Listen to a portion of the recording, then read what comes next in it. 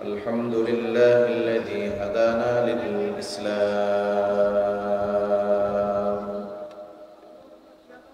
الذي نزل القرآن هدى للناس وبينات من الهدى والفرقان وخلق الإنسان وكرمه وعلمه من البيان ما لم يعلم فسبحان الذي لا يحصى امتنانه باللسان ولا بالقلم ونشهد أن لا إله إلا الله وحده لا شريك له ونشهد أن سيدنا وسندنا وحبيبنا وطبيبنا وأولانا ومولانا محمد صلى الله تعالى عليه وعلى آله وأصحابه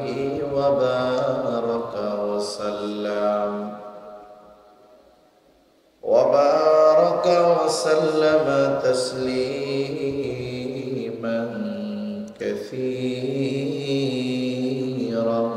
كثيرا أما بعد فأعوذ بالله من الشيطان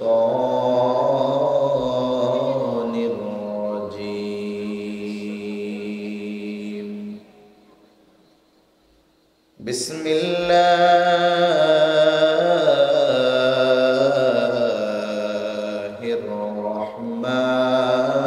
الرحمن الرحيم وقالت اليهود يد الله مغلولة غلت أيديهم ولعنوا بما قالوا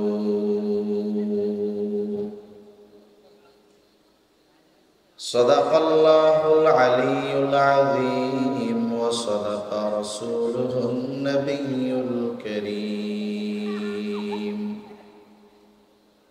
ونحن على ذلك من الشاهدين والشاكرين والذاكرين والحمد لله رب العالمين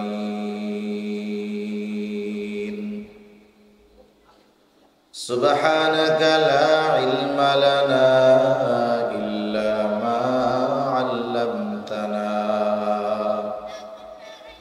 إنك أنت العليم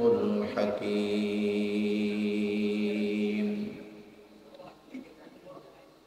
اللهم صل على محمد وعلى آل محمد كما صليت على إبراهيم وعلى آل إبراهيم إنك حميد مجيد اللهم بارك على محمد وعلى آل محمد كما باركت على إبراهيم وعلى آل إبراهيم إنك حميد مجيد সব ব্যবস্থাপনা তার জন্য আছে প্রতিদিন কিছু সময় সে জাদুকরের কাছে গিয়া জাদুবিদ্যা শিখে আসতো তবে তার যাওয়ার পথে একজন খ্রিস্টান পাদ্রী ছিল তার একটা জায়গা ছিল ওই জায়গায় সে মানুষকে তাওহীদের দিকে ডাকতো, আল্লাহর পথে আহ্বান করত। কিছু মানুষ তার কাছেও যাইত। উৎসুক বালক চিন্তা করলো, আমার তো জাদুকরের কাছে যাওয়া ছাড়া, শেখা ছাড়া আর কোনো কাজ নাই। আমি দেখি তো এই লোকটা মানুষকে কি শেখায়। ও এইবার ওই পাদ্রির কাছেও যায়, জাদুকরের কাছেও যায়। পাদ্রির বিষয়গুলোও তার খুব দিলে ধরছে। একটা সময় মোটামুটি আল্লাহর প্রতি সে ঈমান আনছে, কিন্তু সে বাদশার হাতে তো বাধা। এজন্য জাদুকরের কাছেও যায়, আবার এই পাদ্রির কাছেও যায়। তবে দুইটা জিনিস থেকে যে কোনো একটা জিনিসই তো বাস্তবে হক হবে, ঠিক কিনা বলেন? একটাই তো সত্য হবে, তবে কোনটা সত্য সে সুনিশ্চিত হতে চায়, এটা তার মনের চাহাত।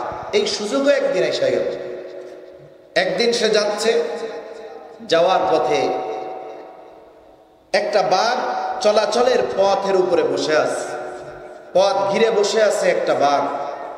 স্বাভাবিকভাবে যদি খেপা দুই চারটা কুকুর রাস্তার মধ্যে থাকে, ওই রাস্তায় তো চলতে গিয়া ইয়া নাফসি পড়া লাগে, ঠিক কিনা বলেন? আর বাঘ যদি বসে থাকে, অবস্থা কি হবে? মানুষ খুব চিন্তা এবং ভয়ের মধ্যে আছে, কেউ চলাচল করতে পারে না। এইবার এই বালক চিন্তা করলো, আজকে আমার পরীক্ষা করার একটা সুযোগ আসছে। বালকটা হাতের মধ্যে ছোট্ট একটা পাথর নিয়েছে। পাথরটা হাতে নিয়ে এসে চিন্তা করে, আজকে পরীক্ষা হয়ে যাবে, কে হকের উপরে আছে, কে সত্যের উপরে আছে। এমনি তো ঈমান আনছে, কিন্তু তার ঈমানটা পাওয়ারফুল হওয়ার পথে। সে এখন চিন্তা করে, পরীক্ষা হয়ে যাবে যে কে বাস্তবে হকের উপরে আছে। হাতের ছোট্ট পাথরটা নিয়া বিসমিল্লাহ বলে বাঘের দিকে সে নিক্ষেপ করলো। আর মনে মনে চিন্তা করতেছি, যদি এই পাথরের আঘাতে বাঘ সরে যায়, তাহলে পাদ্রির ধর্ম হক, এ ব্যাপারে কোনো সন্দেহ নাই। এইবার সেই কথা চিন্তা করে পাথর নিক্ষেপ করে দিল, যে কার ধর্ম, পাদ্রী কি হকের উপরে আছে কিনা। এইবার ছোট্ট পাথরটা বিসমিল্লাহ বলে যখন বাঘের দিকে নিক্ষেপ করেছে, ছোট পাথরের আঘাতে বাঘটা মারা গেছে। এইবার বালক সুনিশ্চিত যে পাদ্রী হকের উপরে আছে। পাদ্রীর কাছে গিয়া যখন বলেছে আজকের এই ঘটনা, আমি তো এই চিন্তা কইরা বাঘের দিকে পাথর নিক্ষেপ করেছি যে কে হকের উপরে আছে, এটা বোঝার জন্য, নিশ্চিত হওয়ার জন্য। পাদ্রীর ধর্ম যদি সত্য হয়, পাথরের আঘাতে যেন বাঘ মারা যায়, এই নিয়ত কইরা বাঘের দিকে বিসমিল্লাহ কইয়া মারছি পাথর। এখন তো এই কথা বইলা মারার পরে বাঘটা মারা গেছে।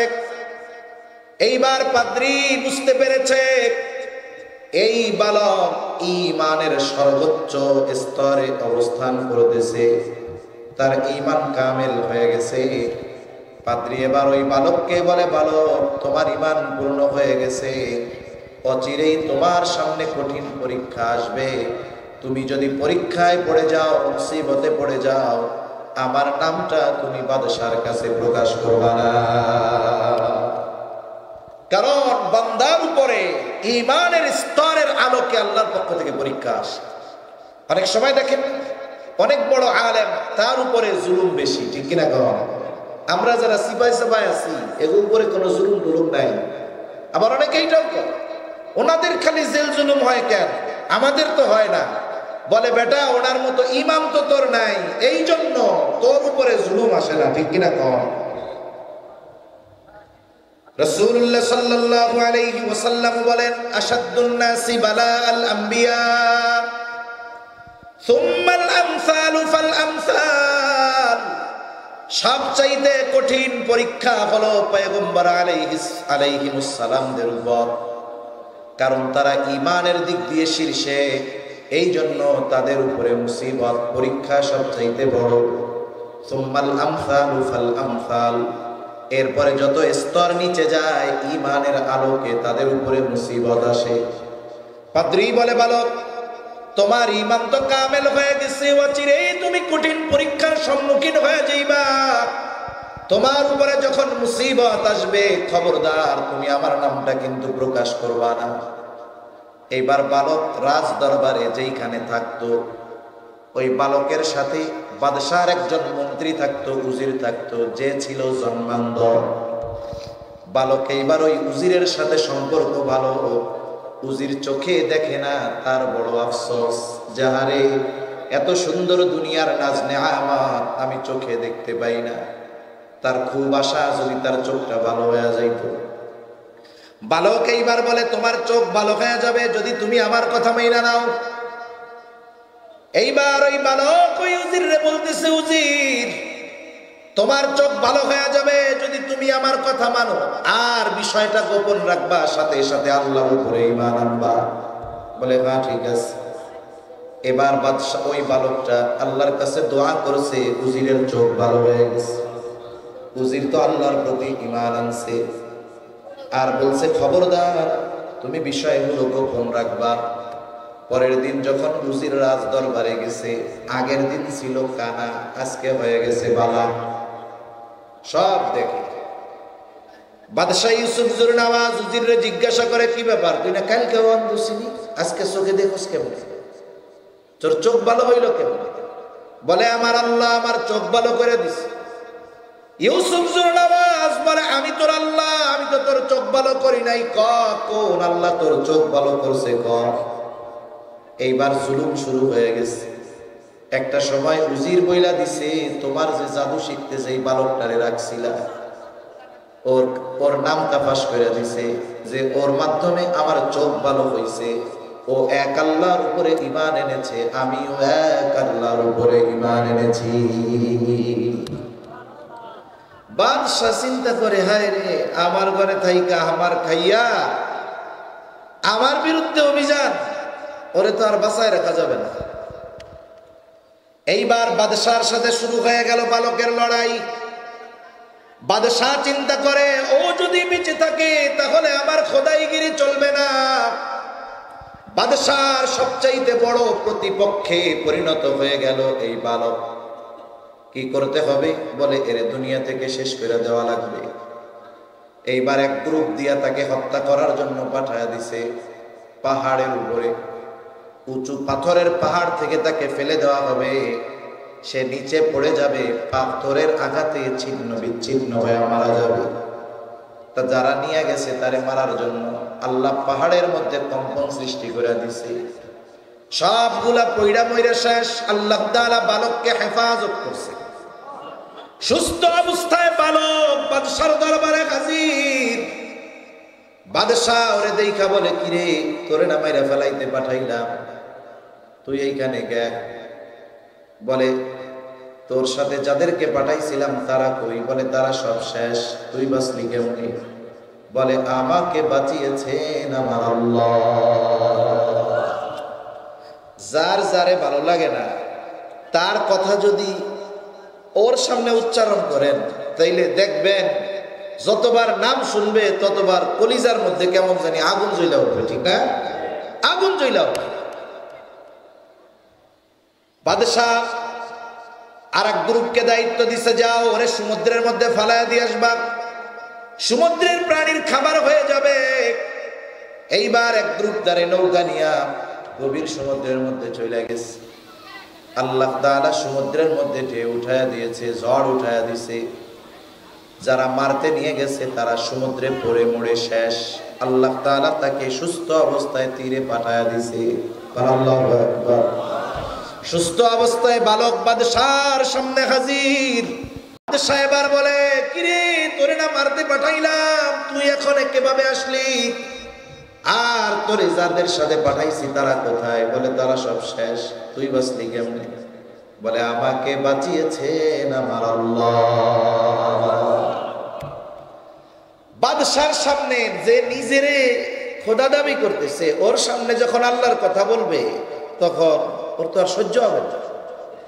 ফেরাউনের কাছে যখন আল্লাহ তাআলা মুসা আলাইহিস সালাম আর হারুন আলাইহিস সালাম দুইজনের দায়িত্ব দিছে, যাও তোমরা, ফেরাউন তো সীমা লঙ্ঘন করে ফেলছে, তোমরা দুইজন গিয়া তার দাওয়াত দাও।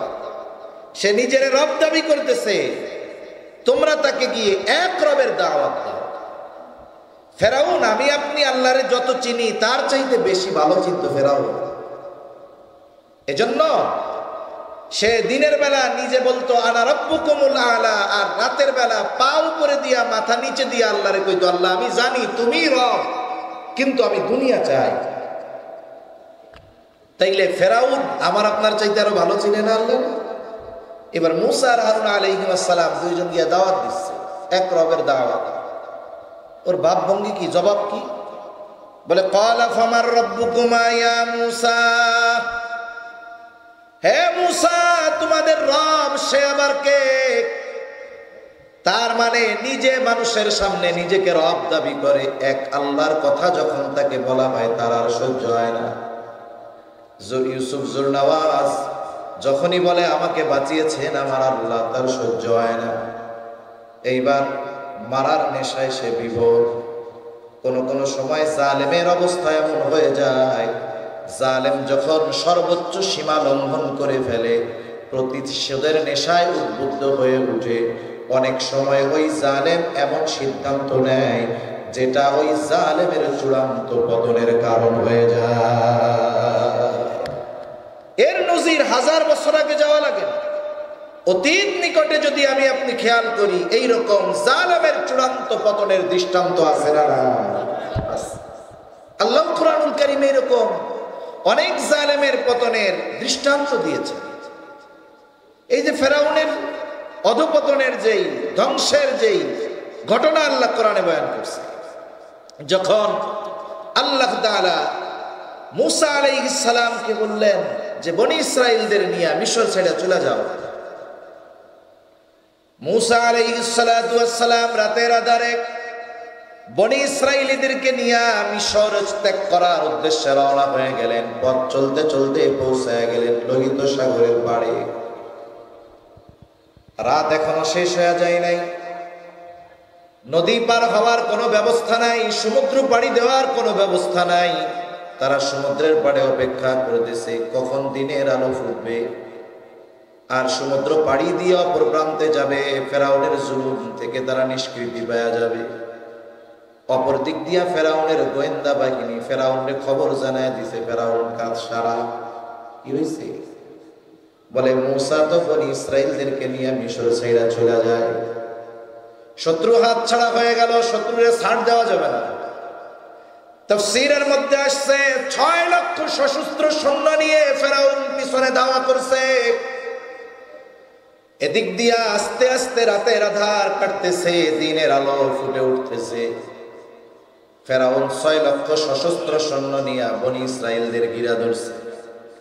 অবস্থা এমন ভাবে সৈন্যবাহিনীকে সে সুসজ্জিত করেছে, 3 দিক দিয়া ঘিরে ধরেছে। একদিকে সমুদ্র, হয়তো বনি ইসরাইলীরা ফেরাউন ও তার সৈন্য সামন্তের অস্ত্রের আঘাতে মরবে, অথবা সমুদ্রের পানিতে পড়া মরবে, বাঁচার কোনো উপায় নাই।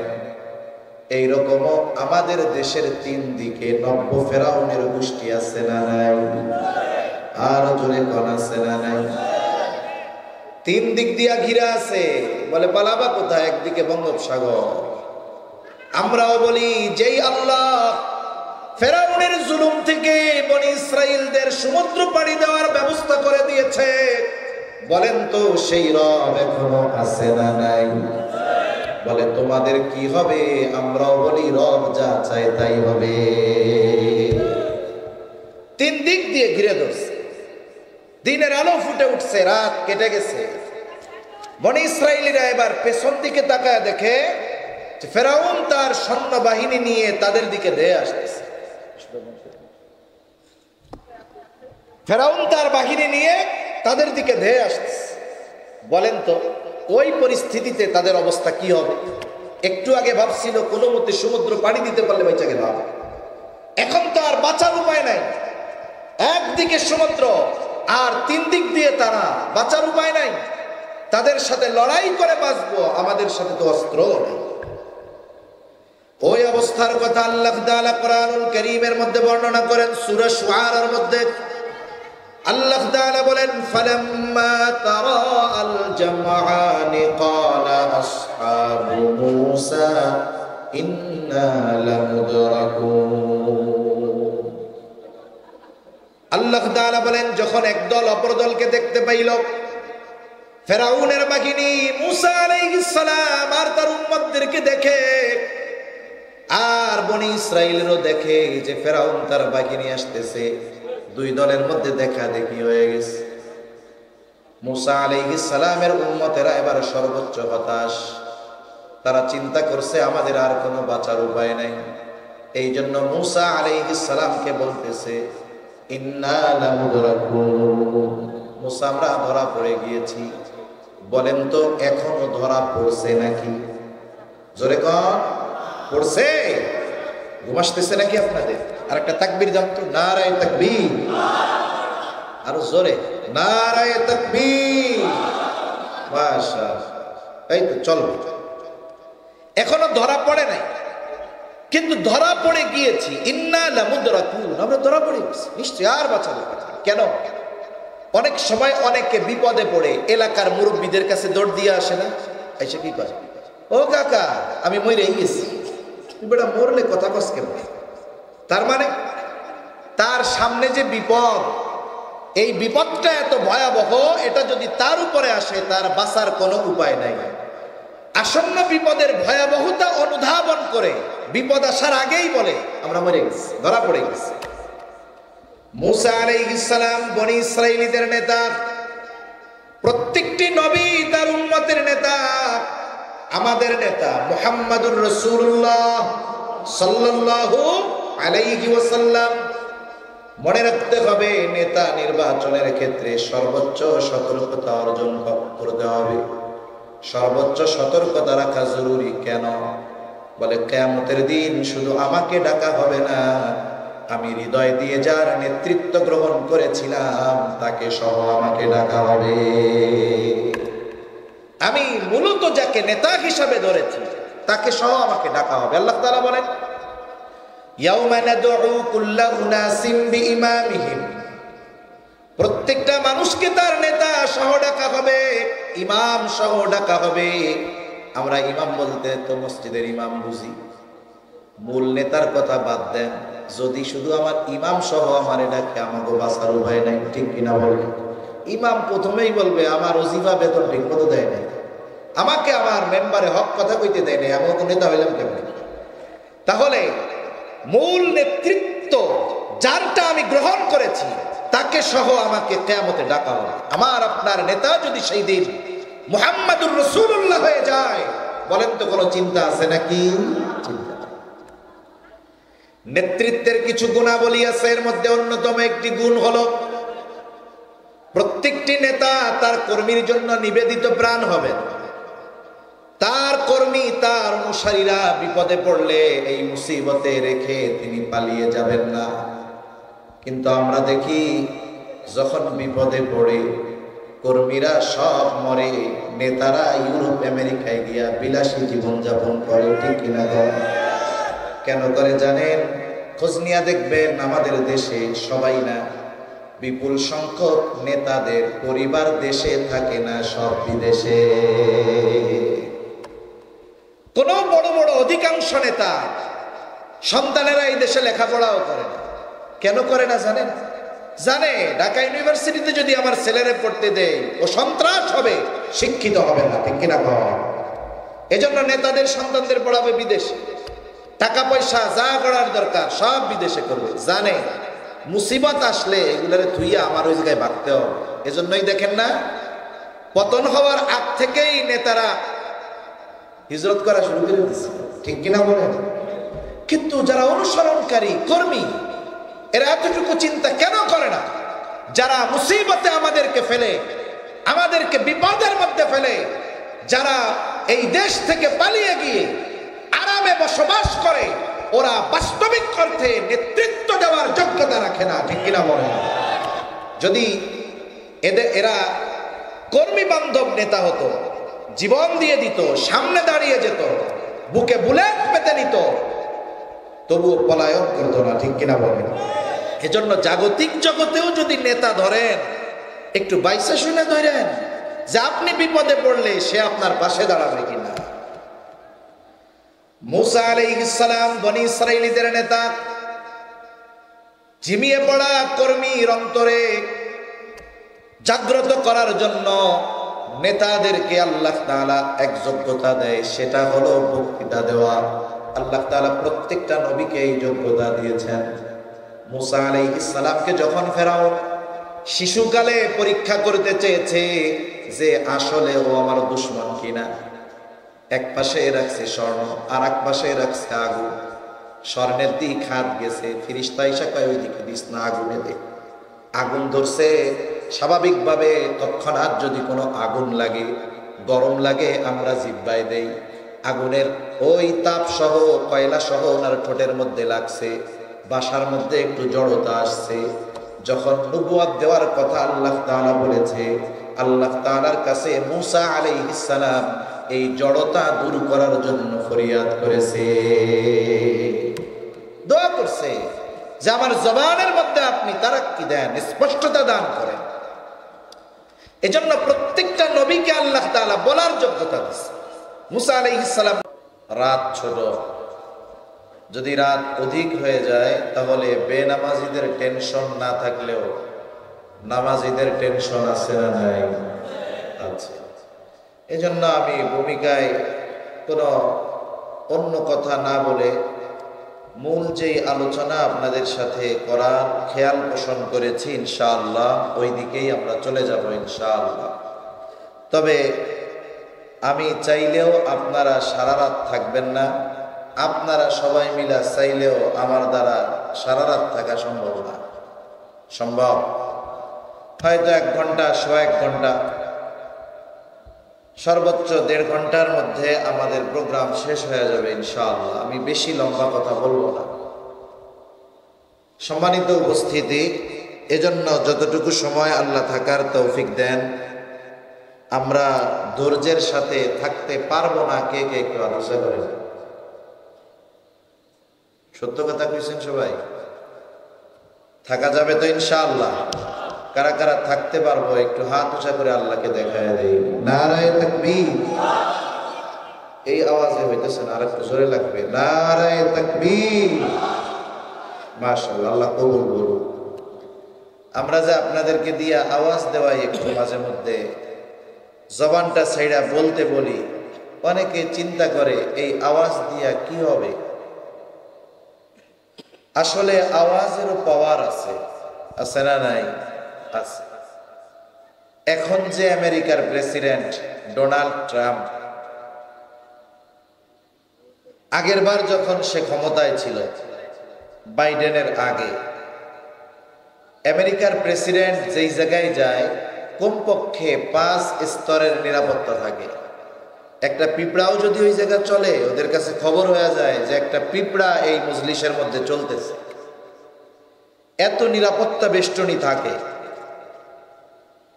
উনি এক জায়গায় বক্তব্য দিচ্ছেন, বক্তব্য দেওয়ার সময় হঠাৎ পেছন দিক দিয়া কে জানি আল্লাহু আকবার বলছে। এই আওয়াজে আরেকটু হইলে প্রস্রাবি করে দেওয়ার মতো অবস্থা হয়ে গেছিল ডোনাল্ড ট্রাম্পের। অথচ দেখুন, নিরাপত্তা 5 স্তর বিশিষ্ট নিরাপত্তার পরেও আল্লাহু আকবারের একটা আওয়াজ এই পৃথিবীর সুপ্রিম পাওয়ার, সর্বোচ্চ ক্ষমতাধর রাষ্ট্রের প্রেসিডেন্টের অন্তরে কাঁপুনি সৃষ্টি করে দিতে পারে। ঠিক কিনা বলেন? এই জন্য তাকবীরের আওয়াজ, এটা যাদের অন্তরে কাঁপুনি ঢুকায় দেয়, যাদের অন্তরে কাঁপুনি সৃষ্টি করে, বুঝবেন এদের ঈমানের সমস্যা আছে। আর তাকবীরের আওয়াজ এটা প্রকৃত ঈমানদারের ঈমানকে আরো শানিত করে। ঠিক কিনা বলেন? এজন্য দেখেন না, গোটা পৃথিবীর সব দুশ্মনেরা, অমুসলিমেরা মুসলমানদের বিপক্ষে এক হয়ে গেছে। গড়ে গোটা পৃথিবীর সমর্থন নিয়ে 1 কোটি বা তার কিছু বেশি ইহুদি 200 কোটি মুসলমানের উপরে ছড়ি ঘুরাচ্ছে। একেবারে মধ্যপ্রাচ্যে, যেখানে সবগুলো আরব দেশ মুসলিম কান্ট্রি, একমাত্র ইসরায়েল ছাড়া চতুর্দিকে বেষ্টনী দিয়ে আছে মুসলমান, এর মধ্যে অবস্থান করে ইসরায়েল ফিলিস্তিনের গাজার নিরস্ত্র নিরহ মুসলমানদেরকে গণহত্যা চালিয়ে গাজাকে মুসলিম নির্মূল করার অপচেষ্টা চালিয়ে যাচ্ছে, ঠিক কিনা বলেন? মনে রাখতে হবে, এই দুনিয়া থেকে ইসলাম এবং মুসলমানদেরকে চিরতরে নিশ্চিহ্ন করে দেওয়া সম্ভব নয়। আমার আগে